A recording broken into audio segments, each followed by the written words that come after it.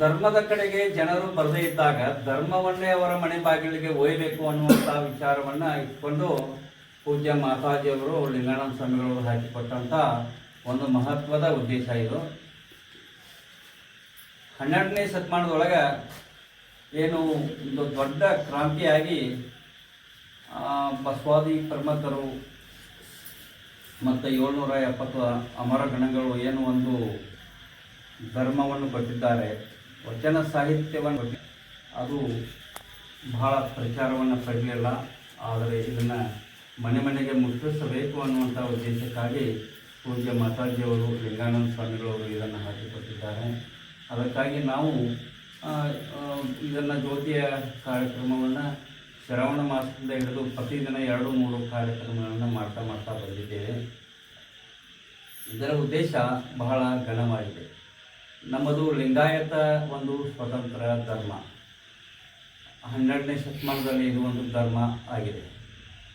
ಯಾಕೆ ಧರ್ಮ ಆಗಲಿಕ್ಕೆ ಏನು ಕಾರಣ ಅಂದರೆ, ಆ ಧರ್ಮಕ್ಕೆ 10-11 ಲಕ್ಷಣಗಳಿರಬೇಕು. ಅದಕ್ಕೆ ಒಬ್ಬರು ಗುರು ಇರಬೇಕು, ಧರ್ಮಕ್ಷೇತ್ರ ಇರಬೇಕು. ಹೀಗೆಲ್ಲ ಇದ್ದಾಗ ಇದೊಂದು ಧರ್ಮಕ್ಕೆ. ಬಸವಣ್ಣನವರಿಗೆ ಧರ್ಮಗುರು ಇದ್ದಾರೆ, ಧರ್ಮಕ್ಷೇತ್ರ ಇದೆ. ಆನಂತರ ನಮಗೆ ಆ ವಚನ ಸಾಹಿತ್ಯ ಧರ್ಮ ಗ್ರಂಥವೂ ಸದಾ ನಮ್ಮದು ಇದೆ. ಆದರೆ ನಮ್ಮ ಸಮಾಜದಲ್ಲಿ ಇದು ಪ್ರಚಾರವನ್ನು ಪಡೆಯಲಿಲ್ಲ. ಇದಕ್ಕೆ ಹಲವಾರು ಕಾರಣಗಳು ಇವೆ ಅಂತೇಳಿ ನಾನು ಹೇಳ್ತಾ ಇದ್ದೇನೆ. ಬಸವಣ್ಣನವರು ಧರ್ಮಗುರು ಆದರೆ ಅದರ ಹಿಂದಿರುವಂಥ ಏನು ಆ ಪರಂಪರೆಯಿಂದ ಬಂದಂಥ 4,000ಕ್ಕೂ ಹೆಚ್ಚು ಮಠಾಧೀಶರು ಆ ಧರ್ಮದ ಗುರುಗಳು. ಆ ಧರ್ಮದ ಗುರುಗಳು ಅದನ್ನು ಪ್ರಚಾರ ಮಾಡಿಕೊಂಡು ಬಂದಿದ್ದರೆ ಈ ಧರ್ಮದ ಸ್ಥಿತಿ ಈ ಮಟ್ಟದಲ್ಲಿ ಇರ್ತಿರಲಿಕ್ಕಿಲ್ಲ. ಇದೊಂದು ಧರ್ಮ ಅಂತೇಳಿ ಪ್ರತಿಯೊಬ್ಬ ತಾಯಿಯರಿಗೂ ಇದು ಗೊತ್ತಾಗ್ತಿತ್ತು, ಯಾರಿಗೂ ನಮ್ಮ ಸಮಾಜದಲ್ಲಿ ಗೊತ್ತಿಲ್ಲ. ಬಸವಣ್ಣನವರು 12ನೇ ಶತಮಾನದಲ್ಲಿ ಇಷ್ಟಲಿಂಗವನ್ನು ನಮಗೆ ಕೊಟ್ಟರು. ಇಷ್ಟಲಿಂಗ ಹೆಂಗಿದೆ ಅಂದರೆ ವೈಜ್ಞಾನಿಕವಾಗಿದೆ, ಇದು ಗೋಲಾಕಾರವಾಗಿದೆ ಅಂತ ಬಸವಣ್ಣವರು ಹೇಳಿದರು. ನಮಗೆ ಈ ಬ್ರಹ್ಮಾಂಡವನ್ನು ಚುರುಕಾಗಿಸಿ ಬಸವಣ್ಣವರು ನಮ್ಮ ಕೈ ಒಳಗೆ ತಂದು ಕೊಟ್ಟ ನಂತರ ಆ ಬ್ರಹ್ಮಾಂಡದ ಸಂಕೇತವಾದ ಇಷ್ಟಲಿಂಗವನ್ನು ಪ್ರತಿಯೊಬ್ಬರು ಪೂಜೆ ಮಾಡಬೇಕು, ಅದನ್ನು ಅಲ್ಲದೆ ಬೇರೆ ಪೂಜೆ ಮಾಡಬೇಡ ಅಂತ ಹೇಳಿ. ಯಾಕಂತಂದರೆ 2-3 ದೇವರೆಂದು ಉಬ್ಬಿ ಮಾತನಾಡಬೇಡ, ದೇವನ ಒಬ್ಬನೇ ತಾಯಿಯವರು ಕೂಡಲ ಸಂಗಮ ದೇವನಲ್ಲದೆ ಇಲ್ಲವೆಂದಿತ್ತು ವೇದ ಅಂಥೇಳಿ ಅದು ಒಂದನ್ನು ಪೂಜೆ ಮಾಡಂತೇಳಿ ಬಸವಣ್ಣವರು 12ನೇ ಶತಮಾನದೊಳಗೆ ನಮ್ಮೆಲ್ಲರಿಗೂ ಅವರು ಹೇಳಿದರು. ಇನ್ನು ಬಸವಣ್ಣವ್ರು ಏನು ಹೇಳ್ತಾರಂದರೆ, ದೇವರನ್ನು ಅಲ್ಲೇ ಎಲ್ಲಿ ಹುಡುಕಿಕೊಂಡು ಹೋಗಬೇಡ್ರಿ. ದೇವರು ಸರ್ವಾಂತರ್ಯಾಮಿಯಾಗಿದ್ದಾನೆ, ಸರ್ವವ್ಯಾಪಿಯಾಗಿದ್ದಾನೆ, ಅವನು ನಿತ್ಯ ನಿರಂಜನೂ ಆಗಿದ್ದಾನೆ, ಪ್ರತಿಯೊಬ್ಬರ ಹೃದಯ ಕಮಲದಲ್ಲಿ ಅವನು ವಾಸವಾಗಿದ್ದಾನೆ ಅಂತ ಹೇಳಿದರು ಬಸವಣ್ಣವರು. ಇದಕ್ಕೆ ಹೆಂಗೆ ವಾಸವಾಗಿದ್ದಾನೆ ಅಂತ ಅನ್ನೋದಕ್ಕೆ ಒಂದು ವಚನವನ್ನು ಹೇಳ್ತಾರೆ. ಅವರು ಏನು ಹೇಳ್ತಾರಂದರೆ, ಜಗವ ಸುತ್ತಿರುವುದು ನಿನ್ನ ಮಾಯೆ, ನಿನ್ನ ಸುತ್ತಿರುವುದು ನನ್ನ ಮನ ನೋಡ, ಜಗಕ್ಕೆ ಬಲ್ಲಿದನನು ನೀನು, ನಿನಗೆ ಬಲ್ಲಿದನು ನಾನು ಅಂತೇಳಿ ಹೇಳ್ತಾರೆ.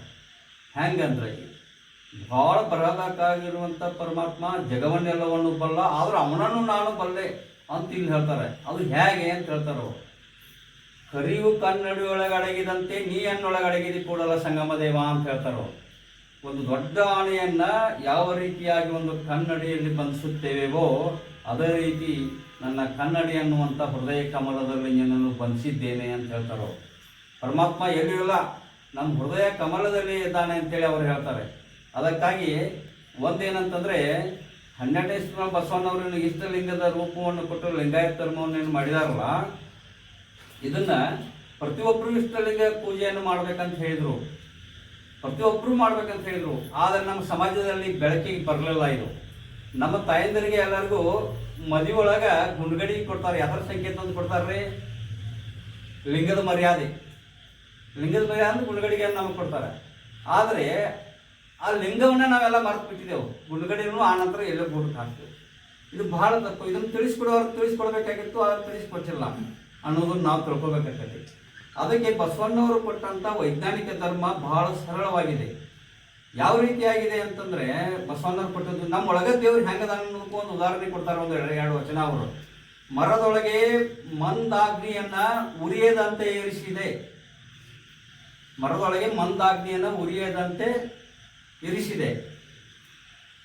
ನೊರೆ ಹಾಲೊಳಗೆ ತುಪ್ಪಿನ ಕಂಪಿಲ್ಲದಂತೆ ಇರಿಸಿದೆ.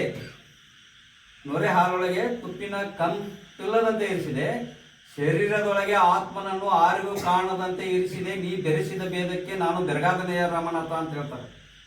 ಹೆಂಗೆ ನೋಡ್ರಿ, ಹೆಂಗದಾನ ಅಂತೇಳಿ ಅದಕ್ಕೆ ಉದಾಹರಣೆ ಕೊಡ್ತಾರೆ. ನಾವು ನಮ್ಮೊಳಗೆ ಹೆಂಗೆ ಪರಮಾತ್ಮದಾನ ಅಂತಂದ್ರೆ ನಾವು ದೇವರ ಹುಡ್ಕೊಂಡು ಎಲ್ಲೋ ಹೋಗ್ಬೇಕಾಗಿಲ್ಲ. ಗುಡಿ ಗುಂಡಾರದಲ್ಲಿ ದೇವ್ರು ಇಲ್ಲಂತೆ ಇಲ್ಲ, ಎಲ್ಲೂ ಇಲ್ಲ. ನಮ್ಮ ಹೃದಯ ಕಮಲದಲ್ಲಿ ಇದ್ದಾನೆ. ಅದನ್ನು ಅರಿಬೇಕಾದ್ರೆ ಇಷ್ಟಲಿಂಗವನ್ನು ನಮಗೆ ಕೊಟ್ಟಿದ್ದಾರೆ. ಒಂದು ಸಾಧನೆ ಬೇಕಂತ ಹೇಳ್ತಾರೆ ಅವರು. ಇಷ್ಟಲಿಂಗ ಅನ್ನುವಂಥ ಒಂದು ಸಾಧನೆ ನಮಗೆ ಬೇಕು. ಈಗ ನಾವು ನಿಮ್ಮನ್ನು ನೋಡ್ತೀವಿ, ನೀವು ನಮಗೆ ನೋಡ್ಬೇಕಂದ್ರೆ ನಮ್ಮ ಕಣ್ಣು ಒಂದೇ ಇದ್ರೆ ಸಾಕಾಗೋದಿಲ್ಲ. ಈ ಲೈಟ್ ಬೆಳಕಿದ್ದಾಗ ನಾವು ನಿಮ್ಮನ್ನು ನೋಡ್ತೀವಿ, ನೀವು ನಮ್ಮನ್ನು ನೋಡ್ತೀವಿ. ಅದಕ್ಕಾಗಿ ಇಷ್ಟಲಿಂಗದ ಸಾಧನೆ ಮುಖಾಂತರ ನೀವು ಏನು ಮಾಡ್ರಿ, ಅದನ್ನು ಪೂಜೆ ಮಾಡೋ ಮುಖಾಂತರ ಆ ಒಳಗಿರುವಂಥ ಆತ್ಮವನ್ನು ಅರಿತುಕೊಳ್ರಿ, ಆ ಪರಮಾತ್ಮನನ್ನು ಕಾಣ್ರಿ ಅಂಥೇಳಿ ಅವ್ರು ಹೇಳ್ತಾರೆ. ಇನ್ನೊಂದು ಮಾತನ್ನು ಹೇಳ್ತಾರೆ ಅವರು, ಹೆಂಗೆ ಅದಾನ ಒಳಗಡೆ ಅನ್ನೋದಕ್ಕೆ, ಉದಕದೊಳಗೆ ಬೈಚಿಟ್ಟ ಬಯಕೆಯಂತೆ, ಸಸಿ ಒಳಗಿನ ರಸದ ರುಚಿಯಂತೆ, ನನೆ ಒಳಗಿನ ಪರಿಮಳದಂತೆ ಇದೆಯಾ ಅಂತೇಳಿ ಹೇಳ್ತಾರೆ. ಹೆಂಗಂದ್ರೆ ಉದಕ್ ಅಂದ್ರೆ ನೀರು. ಮೊನ್ನೆ ಒಬ್ಬರು ಸಂಗೊಳ್ಳಿ ಮಾತನ್ನು ಹೇಳಿದರು. ಉದಕ್ ಅಂದ್ರೆ ನೀರು, ನೀರಿನಲ್ಲಿ ಬೇಕಿದೆ ಅಂತೇಳಿ 12ನೇ ಶತಮಾನದಾಗ ನಮ್ಮ ಶರಣರು ಕಂಡುಹಿಡಿದ್ರು. ಈ ಆ ನಂತರ ಶರಾವತಿಯಲ್ಲಿ ಏನಂತಲ್ಲ ನಮಗೆ ಈಗ ಇದು ವಿದ್ಯುತ್ತನ್ನು ನೀರಿನ ಮೂಲಕ ನೀರನ್ನು ಕ್ರಿಯೆಗೊಳಿಸಿದಾಗ ವಿದ್ಯುತ್ ನಿಮಗೆಲ್ಲ ಬಂದಿದೆ ಇವತ್ತು.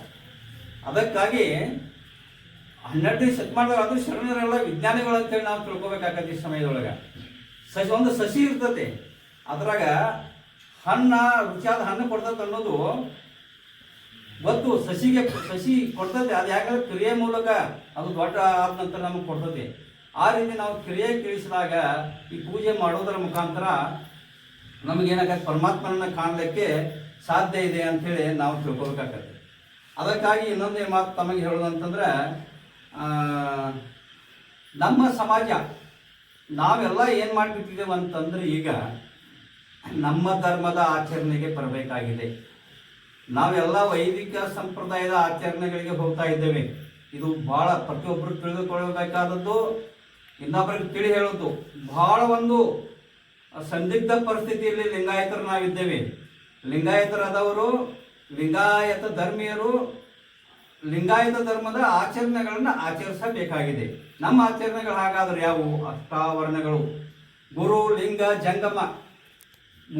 ಗುರುಲಿಂಗ ಜಂಗಮದ ಪೂಜೆ ಹೊರತು ಬೇರೆ ಪೂಜೆ ಮಾಡಬೇಡ ಅಂತ ಹೇಳಿ 12ನೇ ಶತಮಾನದ ಎಲ್ಲ ಶಿವಶರಣರು ಹೇಳಿದ್ದಾರೆ. ಇದನ್ನು ಸ್ಪಷ್ಟ ತಿಳ್ಕೋಬೇಕು. ನಾವು ಉಳಿಗೆ ಹೋಗ್ತಾ ಇದ್ದೇವೆ, ಅಭಿಷೇಕ ಮಾಡಿ ಬರ್ತಾ ಇದ್ದೇವೆ. ಆದರೆ ಚನ್ನಬಸವಣ್ಣವರು ಏನು ಹೇಳ್ತಾರಂದ್ರೆ, ಯಾವ ರೀತಿಯಾಗಿ ಗಾಳಿಪಟಕ್ಕೆ ಒಂದು ಸೂತ್ರ ಬೇಕು ಆಡಿಸಲಿಕ್ಕೆ, ನಮಗೆ ಯಾವ ರೀತಿ ಸೂತ್ರ ಬೇಕಲ್ಲ, ಭೂಮಿ ಮೇಲೆ ನಡಿಬೇಕಂದ್ರೆ ಬಂಡಿ ಬೇಕು. ಅದೇ ರೀತಿ ನಮಗೂ ಸಹ ಯಾವ ರೀತಿ ಗಾಳಿಪಟಕ್ಕೆ ಒಂದು ಸೂತ್ರ ಇದ್ದಾಗ ಅದು ಎಲ್ಲಿ ಹೋಗಬೇಡ ಅಂತೇಳಿ ನಮ್ಮನ್ನು ಹಿಡಿದು ಜಾಗ್ತೇವಲ್ಲ, ಅದೇ ರೀತಿ ಇಷ್ಟಲಿಂಗ ಅನ್ನುವಂಥ ದೇವರಿದ್ದರೆ ಬೇರೆ ಕಡೆ ಹೋಗಕ್ಕೆ ಹೋಗ್ಬೇಡಪ್ಪ, ನೀನು ಒಳ್ಳೆ ದಾರಿಯಲ್ಲಿ ನಡಿ ಅಂತ ಹೇಳುವಂಥ ಇಷ್ಟಲಿಂಗದ ಸ್ವರೂಪವನ್ನು ನಮಗೆ ತಿಳಿಸಿಕೊಟ್ಟಿದ್ದಾರೆ.